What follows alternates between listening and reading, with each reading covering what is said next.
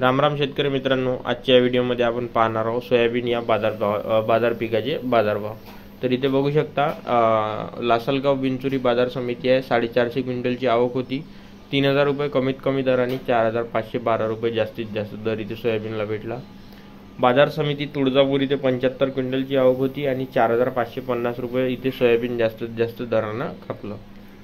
वरोरा इथे बघू शकता 4300 रुपये जास्तीत जास्त आणि 3900 रुपये कमीत कमी सोयाबीनला भाव भेटला।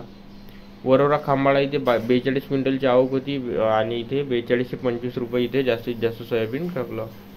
बोरी अरब इथे 42 क्विंटलची आवक होती। 4415 रुपये कमीत कमी दर आणि 4500 रुपये जास्तीत जास्त दर इथे सोयाबीनला भेटला।